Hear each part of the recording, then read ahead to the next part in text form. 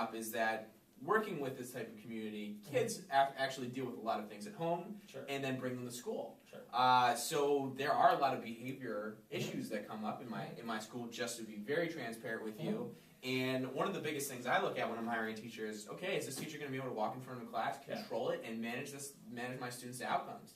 And I'm just going to be very candid with you. What makes you think that you have what it takes to stand in front of my kids, who do bring in their problems to school sometimes, and do have tantrums, and do have behavior outbursts? What would you do to make sure that they're learning every day, they're engaged, they're on task, and that those outbursts are minimal? Yeah. So I have two ways I want to answer this. And the first thing I want to say is that I'm very assertive, and I feel very confident walking into a classroom and immediately taking ownership of it. So I'm excited to refine that while I'm at Institute, and like I said, I'm teaching summer school, to start building those general skills.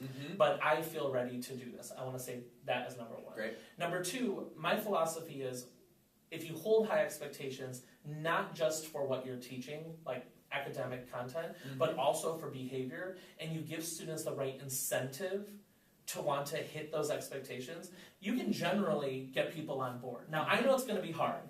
I want to say that. I know it's not easy. hard. I've had a lot of friends who've taught in low-income communities in some schools where they struggle with management. And another thing that makes me particularly unique is that I'm really open to receiving feedback and development. So I want to let you know, I feel ready and confident. I want to lead a classroom. My vision of a classroom is one that is really hardworking, specifically rooted in content. That being said, if something were to happen, I know that Dixon already has probably an approach to management, so I would subscribe to whatever philosophies are already at your school. But secondly, I would ask for feedback, and so whether it's the science department head or another teacher down the hall who has excellent management, I would go observe them. I try to see what they do. I'd ask them if they ever have a free period to pop into my classroom and give me advice. I feel ready to soak it like a sponge, soak up all the best practices that I can, so that I can be good. I'm definitely not assuming I'm going to come in and right off the bat be ready to go, but I'm very much open to becoming a fantastic manager. Great. That's actually something that's... First and foremost, I'll just be very honest with you, that's something we look for. We look for a great collaborator. We look for young teachers who can learn from, veteran teachers, seasoned teachers who know the tricks of the trade. Definitely. And it sounds like you're very open to doing that. Yep. Quick clarifying questions. Once again, I said I'm not that familiar with Teach for America. Sure. How exactly are you certified? Are you fully certified? Does Teach for America pay for you to be in my school? Am I paying your salary? How does that work? Sure. Good question. As a CPS school, Very good question. So at this point, I have a bachelor's degree in chemistry, which is kind of why I'm applying for this high school science position. That being said, concurrently while I'm teaching, I'm going to be pursuing a master's degree for the science in teaching at National Louis University. So it's a partnership between NLU and TFA that basically ensures that if I take the credits outlined over my 2-year experience as a core member, I will also be working towards my master's degree.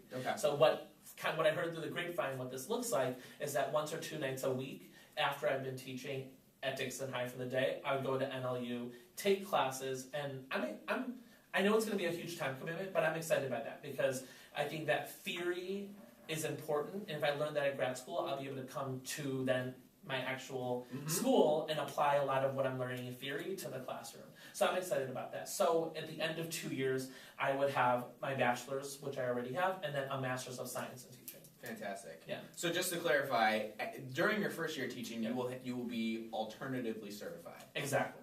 You will have your provisional certificate. Yep. I will pay your salary, or through CPS, I will receive my budget and pay your salary. So Teach for America does not. And your second year, you can continue in your graduate school, get your master's. But after your first year, you are fully certified. You are a regular, fully certified teacher. Great. That's very helpful. So a big focus at Dixon, and what we have to do is we really have to hit benchmarks. We have to make sure we're going to make growth on the ACT every year.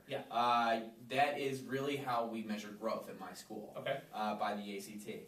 How would you prepare students for the ACT throughout a year, and how could I ensure that you do make growth there?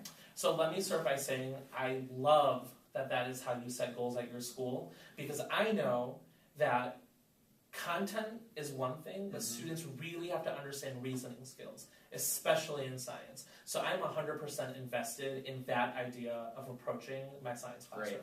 So I'm totally on board there. So the way I would kind of like work towards that at your school is one, myself having a really thorough understanding of the science component of the ACT. Yep. Really understanding what types of passages and questions are being asked to student and what is like the reasoning process that necessary to do well on those. I think first and foremost, though, I have to set an ambitious goal. So I know, just talking with other high school science teachers who participated in Teach for America, that one ambitious goal is 3 points of growth on the ACT. Absolutely. So what I envision this is giving some kind of diagnostic assessment at the beginning of the year, seeing what everyone's starting score is on the ACT, and me thinking, like, actually, if I can get them to advance 3 points by the end of that one school year, that actually is a pretty significant contribution for the reasoning portion of the big goal. Yep. So like if James came in, got a 13 on the diagnostic, I would work my butt off to make sure he got a 16 by the end of the year. So I think that would be really meaningful to me. It sounds like the concept we use is backwards planning. It sounds like starting from the beginning, looking at where you're shooting, setting that goal from the beginning, and then planning backwards from that goal. Yes. That's something we value a lot at Dixon. It's actually something we have all of our teachers do. Awesome. And I'm interested to hear a little bit more about how that, you mentioned that support, that program director or teaching mentor, how they help you reach that goal, like how they hold you accountable to that. Like how can I expect to interact with those people? Sure. So you're absolutely right. Backwards planning is the process we follow at Teach for America. And actually the program director helps with every piece of that. So I know at the beginning of the year when I'm setting my goals for reasoning, for content, and for lab skills, that I will be cross-checking with my program director. I'll be receiving guidance on how to set a meaningful goal that's ambitious and feasible, and that I'll be getting advice and recommendations based on kind of like the expertise that my program director has. So I would have guidance in setting the big goal. Then I would have guidance in making sure I'm using the right quality assessments to get there. Because as we know in high school science, it's mostly teacher-created assessments. So I want to make sure if I'm creating a test, it's not too low rigor, but it's also not a college-style exam that doesn't make sense for like 10th grade chemistry. So the other good thing my program director will do is make sure that like the reliability is there for these assessments. So what that would look like on a day-to-day level is like my program director might come in once every couple weeks, observe a lesson that he's given me feedback on for the lesson plan. We would then sit down at a meeting, we'd look at my student achievement data, because I'm going to be tracking performance on formative and summative assessments, and then we'd problem solve around that data, and basically hoping that if we follow these steps, we can hit that long-term end-of-year goal, which is like the 3 points of growth or whatever goal we kind of set for our classroom. Sounds like you get a lot of support for a first-year teacher. It's a lot of support. I'm very jealous. Yeah, I'm very excited about that. That's fantastic. Well, we have about 1 minute left. I kind of want to open it up to any questions that you have, or any last-minute things you want to share about yourself that I should know about. First, I just want to say thank you for taking the time to interview with me. I know you're seeing a lot of people today, but I'm very excited to be here. And one thing I'd love to hear from you, I know the mission statement for Dixon High is that all children exceed every day. I'd just love to know from you, like, what does that look like in a science classroom? Like, what if you walked into my science classroom, what would you like to see in front of you that would indicate I was being successful? That's a great question. Well, if I walked into your classroom, I'd want to first see that all students are completely engaged in the lesson. That's the first thing I do when I walk into a classroom observing. I make sure that every student's eyes are on the teacher or they're on a hands-on project. So I'd look for engagement. The second thing I'd look for is a lot of hands-on activities. My students they like to move around, they like to have a varied amount of activities during a class period, so I look for very creative lesson planning, as well as regular assessment. We require our teachers to do at least one formal assessment a week. That being said, we really like the idea of exit slips, so that you know exactly where your students are. And the last thing I look for, I actually make my teachers send their data to me every week. So I want to see you taking their assessment, and then contouring your lesson plan to those assessments based on the feedback that you're getting out of their data.